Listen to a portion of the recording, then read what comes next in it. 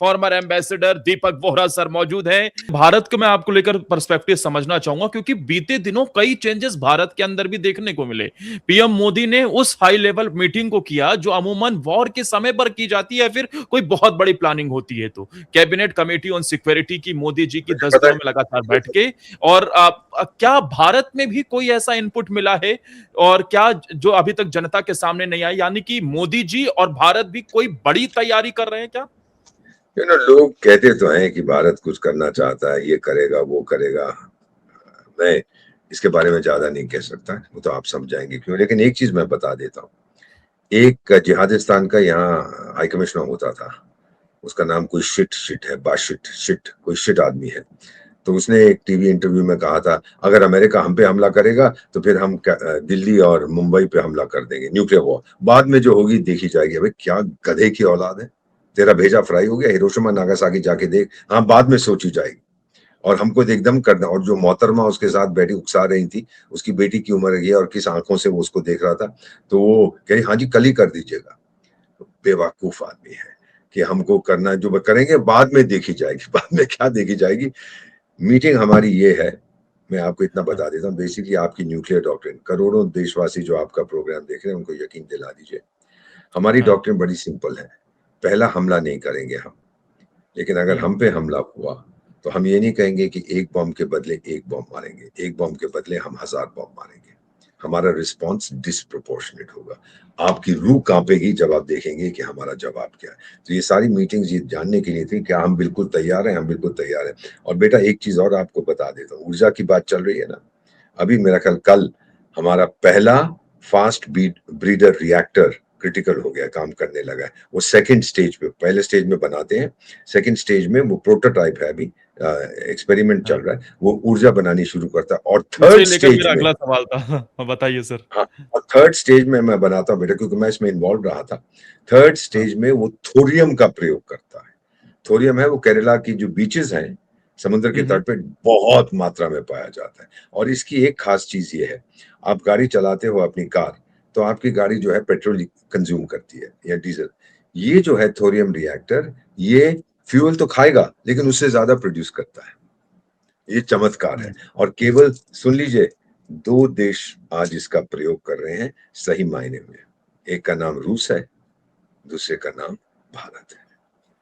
चीन और अमेरिका और जापान इस टेक्नोलॉजी को अभी सही प्रकार से यूज नहीं कर रहे। तो ये तो सर, ये बड़ी जिसका गर्व। हाँ, जिसका जिक्र आप कर रहे हैं, क्या ये न्यूक्लियर प्रोग्राम वाला वो जो पीएम मोदी ने नहीं, लगभग 48 घंटे में वो ये ट्वीट किया है? सिविल सिविल एनर्जी के लिए है। ये अच्छा। आपकी जो एनर्जी है, ऊर्जा, उसके लिए फास्ट ब्रीडर थोरियम रिएक्टर। हाँ, थोरियम बॉम्ब क्या बन सकता है, चलिए फिर कभी बात करेंगे इसकी। वो पीएम मोदी ने भी कोई संकेत दिया है कि हम न्यूक्लियर की दिशा में हम सेकंड फेज में कुछ पहुंच गए हैं क्या? जो आप जानकारी दे रहे हैं वही ये है? यही यही थोरियम रिएक्टर का कि सेकंड फेज ये हमारा है।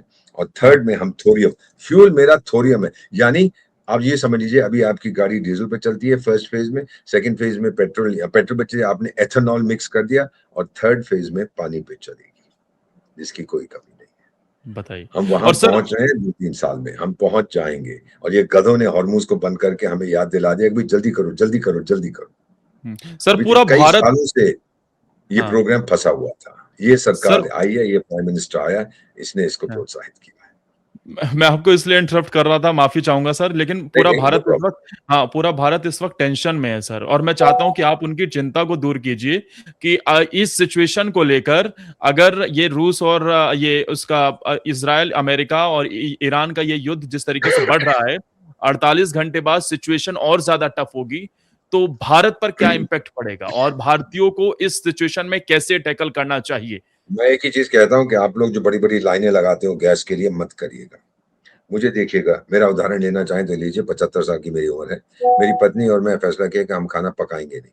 हम कच्ची वेजिटेबल्स खाते हैं, कच्चे फ्रूट खाते हैं, मेरी सेहत और अच्छी हो गई है। दूसरा, हम लोग सोलर कुकिंग कर रहे हैं। आज तो देश की राजधानी में थोड़ा थोड़ा सा सूरज नहीं है, थोड़ा ओवरकास्ट स्काई है, लेकिन डजंट मैटर। जब होगा तो हम करेंगे। या इंडक्शन यूज कर रहे हैं, solar cooker, induction cooker. Gas का हम प्रयोग नहीं करते, भले ही हमारे घर में पीएनजी पाइप नेचुरल गैस है, जो हम कोशिश कर रहे हैं। तो बेटा ये है कि आप डरिए मत, पैनिक मत करिए। सोशल मीडिया पे हवा उड़ गई कि जी अभी आप उड़ा शुरू कर दीजिए अपने पॉडकास्ट में, कहिए जी कल से दिल्ली में डीजल खत्म हो जाएगा, अभी देखिए हर पेट्रोल पंप पे 1 करोड़ गाड़ियां खड़ी हो जाएंगी। बेवकूफ है, अपना दिमाग तो इस्तेमाल करना नहीं है। और फिर जो हर चीज को ये पॉलिटिकल मुद्दा बना देते हैं, पता नहीं क्या सोचता है यार। गैस है, दिक्कत नहीं है। डिस्ट्रीब्यूशन में अगर कोई दिक्कत आई है, क्यों आप ब्लैक मार्केट में पैसे दे रहे, क्या डर है आपको कि आपका सिलेंडर नहीं मिलेगा? आपके पास 4 है 5, मेरे पास एक भी नहीं, हमारे पास 1 सिलेंडर था उजाला योजना में, हमने वापस कर दिया, हमें नहीं चाहिए, हमारे पास तो पाइप नेचुरल गैस। समझ रहे आप मैं क्या बोल रहा हूँ? अगर सब लोग मैं उनका पहला प्रायोरिटी फिर नहीं होगा। बेटा एक फाइनल चीज मैं कहना चाहता हूँ भारतवासियों को, आपकी उम्र के बच्चों को, ये मत सोचिए कि देश आपके लिए क्या कर सकता है, ये सोचिए आप देश के लिए क्या कर सकते हैं। और बूंद बूंद करके सागर बनता है। याद रखिए जो मैं हमेशा कहता हूँ, मैं भारतवासी इसलिए नहीं हूं कि मैं भारत में बसता हूं, मैं भारतवासी इसलिए हूं कि भारत मुझ में बसता है। बिल्कुल सर, बिल्कुल जिस तरीके से आपने बातें कही हैं, थोड़ी चिंता वाली बात है क्योंकि पाकिस्तान का रक्षा मंत्री अब एक बार फिर से वो गीदड़ भभकी जो दे रहा है, कह रहा है कि अगर भारत ने कुछ किया तो वो कोलकाता तक हमला करेगा। तो क्या संकेत पाकिस्तान को भी मिल गया है कि भारत कुछ करने वाला है? नहीं, नहीं, ये बकवास करते हैं। जब 71 की लड़ाई हुई थी, मुझे याद है कि कुछ पाकिस्तानी को हमने कैदी लिया था, तो हमने उनसे पूछा था, जब कैदी, मैंने भी शायद एक इंटरव्यू की थी उस समय, तो क्या बताया था आपकी फिर? जी वो बोले कि हम नाश्ता अमृतसर में करेंगे और लंच दिल्ली में करेंगे और ये वहां करेंगे और ये वहां करेंगे तो हम हमला। मैंने कहा फिर क्या हुआ? कहता सर ऐसी मार पड़ी कि हम खाने पीना सब कुछ भूल गए। तो ये तो बकवास होती है जो ये करते रहते हैं, और वो तो गधा ही है, बिल्कुल गधा है वो जो क्या नाम उसका, राक्षस मंत्री नहीं, क्या है वो, मुख्यमंत्री शंत्री है वहां का, बेवकूफ। तो जो भी कह रहा है उसको कहने दीजिए। वो तो उसने, यही तो है व्यक्ति जिसने कहा था कि 30 साल से हम इतनी बदमाशी कर रहे थे अमेरिका के कहने पर। ये बकवास है sir, don't take this seriously at all बेटा। हाँ उसको है बताने की, उनको मालूम ही है कि भारत क्या प्लान कर रहा है। जब आर्मी चीफ कुछ कहता है, डिफेंस मिनिस्टर कुछ कहता है, पीएम साहब को मीटिंग करते हैं, वो घबरा जाते हैं कि भारत क्या करे, क्योंकि ये इंडिया चला गया है पुराना, ये भारत है।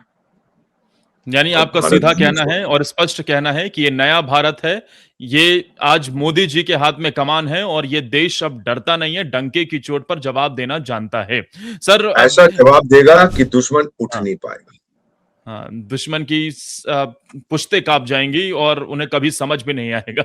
लेकिन सर ये अब क्योंकि आप इंटरनल इन्फॉर्मेशन आपके पास रहती है, भारत के पास कितना स्ट्रैटेजिक रिज़र्व है अगर हॉर्मुज़ भी बंद होता है तो? क्योंकि तेल के 80% हम लिए लोग वहीं से आता है। तेल के लिए तो 50 दिन तक हम काफी है, कंफर्टेबल है। वो ओके, सरकार के पास है और हमारी प्राइवेट ऑयल कंपनीज के पास है और हमारी नेशनल ऑयल कंपनी है, उसमें कोई दिक्कत नहीं है। गैस की कमी थी पर गैस जहां से मिले हम ला रहे हैं। फॉरेन एक्सचेंज की भी कोई खास कमी नहीं है। 700 बिलियन डॉलर, बिलियन में 9 शून्य होते, साढ़े 690 680, अब वो $5 बिलियन कम हो जाता है, ओ इतना कम हो गया, ओ सब खत्म हो जाएगा। यार ये बकवास करने की जरूरत नहीं है, ये डर फैलाने की, क्योंकि इनका तो धंधा ही है डर फैलाना। कल को भगवान भी आके कह देगा कि भारत बड़ा अच्छा देश है तो ये शुरू हो जाएगा, जी देखो जी इन्होंने तो भगवान को भी खरीद लिया। चल यार चुप करके बैठ जा, तो मैं आगे इसके क्या बोल सकता हूँ। नॉट टू वरी, डरिए मत, पैनिक मोड में मत जाइए। याद रखिएगा आदर्श बेटा, जब स्थिति गंभीर होती है ना, कठिन होती है, तो बहादुर लोग निकल पड़ते हैं। जब स्थिति सबसे कठिन होती है तो भारतवासी निकल पड़ते हैं। ये सब इस समय भारत माँ आप सबको देख रही है कि आप मेरी संतान है। इस समय अगर कुछ कठिनाई है, खड़े हो, मेरी रक्षा करो। माँ की तो बहुत संतान होती है, संतान की एक ही माँ होती है। मैंने भगवान को नहीं देखा है, मैंने भारत को देखा है। अब मैं भगवान को नहीं देखना चाहता, मैंने देख लिया भारत में। और हैरानी की बात यह है इसी हिंदुस्तान के अंदर दीपक वोरा सर, आप जैसे लोग और हम जैसे लोग, आप इस उम्र में भी जब इस तरीके से देश की बात डंके की चोट पर करते हैं और हमेशा भारत माता और भारत को प्राथमिकता देते हैं, तब कुछ लोग इस सिचुएशन का भी फायदा उठाते हैं और ऐसे मौके पे भी हिंदुस्तान के अंदर बैठे कुछ गद्दार लोग ही कुछ तो ये तक कहते हैं कि इस पर पॉलिटिक्स करते हैं, कुछ पीएम को लेकर बहुत सारे शब्दों का प्रयोग करते हैं, वो बताने की जरूरत नहीं, जबकि वो खुद देख रहे हैं कि हालात कैसे हैं भाई। और अगर सही मायने में ये समझना होगा भारत के हर एक नागरिक को कि अगर भारत आज खड़ा है डंके की चोट पे, तो उसके पीछे सीना तान नरेंद्र मोदी खड़े हैं, उस वजह से एक खड़ा है। रीजन है। और फिर याद रखिए, ये जो देश के गद्दार हैं, किले का दरवाजा हमेशा अंदर से खुलता है। गद्दारी मत करो भारत के साथ। बाहर के जो दुश्मन है मेरी फौज निपट लेगी, अंदर के दुश्मनों के साथ हम सबको निपटना है। इन लोगों को निवस्त्र कर दो जो चाहते हैं कि भारत कमजोर रहे, जो भ्रष्ट है, जो भारत का भला नहीं चाहते। इनसे कोई लेना देना मत रखिएगा, ये गंदे लोग हैं। इतना ही आखिर में मेरा हर भारतीय के लिए, हर युवा के लिए आपका एक मैसेज, जो ऐसी सिचुएशन में हम किस अगर तरीके से अगर साथ रहें? एक ही मैसेज है बेटा, जितना कर हुँ, सकते हैं इस माँ की सेवा करिए। कभी आपको कारगिल जाने का मौका लगे, एक छोटा-सा पत्थर है जो मेरा मकबरा है। मैं अभी ज़िंदा हुँ, हूँ, लेकिन जब मैं अपना शरीर त्यागूँगा, तो वहाँ पर मैंने अपने फैमिली से कहा है कि मेरी अस्थियों को वहीं बिखेर देना। उसपे ये लिखा है, वक़्त आने पर खाक हो जाऊँगा मैं, इस माँ की गोद में सो जाऊँगा मैं। बजेगा ब्यूगल जब भारत का, फिर उठ के तैनात हो जाऊँगा मैं। बहुत प्यार करता हूँ इस देश से। माँ है माँ, माँ से बगावत नहीं करते। और ये है जब आप ताकत। ये बात हुँ, जब भी सर आप ये बात कहते हैं, आप बहुत ज़्यादा इमोशनल हो जाते हैं। मैंने ये चीज़ नोटिस की है। और ठीक है सर, आप क्योंकि आपने मुझे समय दिया, हम लोगों ने चर्चा की आपका है। धन्यवाद। आपने हाँ, मौका आप दिया।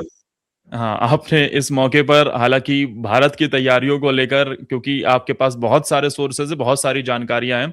लेकिन हाँ, भारत की कुछ जानकारियाँ गुप्त ही रहें तो वो ज़्यादा बेहतर है, क्योंकि आपने भी इशारा किया कि जब होगा तो अपने आप ही पूरे देश को पता चल जाएगा। अब क्या होने वाला है, ऐसे ही नहीं भारत ने अपनी एस-400 और आकाश जैसी मिसाइलों को, डिफेंस प्रणालियों को और ज़्यादा एक्टिव कर दिया है। ऐसे ही नहीं भारत के थल सेना, वायु सेना और नेवी चीफ नौसेना। लगातार मंदिरों के दर्शन कर रहे हैं, वो संकेत ज़रूर जा रहा है। अगर पाकिस्तान काँप रहा है, तो उसके पीछे का कुछ तो रीज़न ज़रूर है।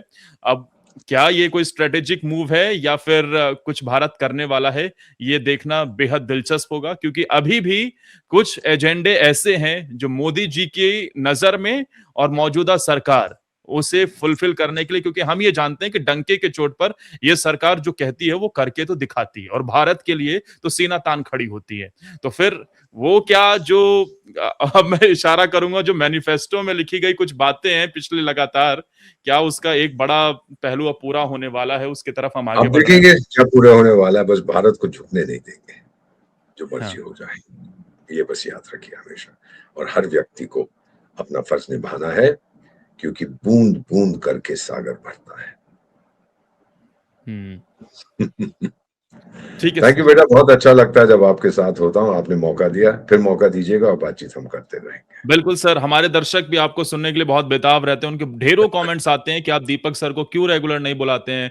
उन्हें बोलिए कि आपके आज चैनल पे आएँगे, हम उन्हें देखना सुनना पसंद करते हैं ज़रूर और आऊँगा, फिर हम ज़रूर किसी नए आऊँगा। मसले पर चर्चा करेंगे।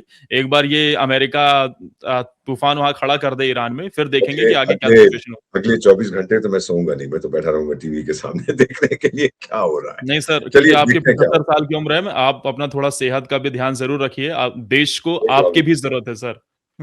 आपकी भी है। थैंक यू बेटा, बहुत-बहुत थैंक यू सो धन्यवाद। Much sir. जय हिंद, वंदे मातरम सर। वंदे मातरम बेटा। दोस्तों, एक तरफ पूरी दुनिया की नजर अमेरिका और ईरान के युद्ध पर टिकी हुई है, तो दूसरी तरफ भारत में भी मोदी जी कुछ ऐसा करने वाले हैं जिसने पाकिस्तान में तूफान खड़ा कर दिया है। वहां का रक्षा मंत्री अब गीदड़ भभकी दे रहा है, लेकिन दीपक बोरा सर ने जिस तरीके साफ कर दिया है कि भारत ना झुका है और भारत अगर कोई गुस्ताखी किसी ने की तो फिर जवाब देना अच्छे से जानता है। भारत के अंदर चल रही तैयारियों पर उन्होंने संकेत जरूर दिया है कि कुछ होने वाला है, लेकिन क्या होगा, क्योंकि वो स्ट्रेटेजिक मूव होता है, वो गुप्त जानकारी होती है, तो वो उन्होंने नहीं बताया, लेकिन एक संकेत मिल गया है कि भारत भी कुछ बड़ा करने वाला है। अब इस पर आपकी राय क्या है, कमेंट सेक्शन में जरूर बताना। कमेंट में जय हिंद वंदे मातरम लिखते हुए इसे ज्यादा से ज्यादा शेयर करना और हमारे चैनल को सब्सक्राइब और फॉलो जरूर कर लेना।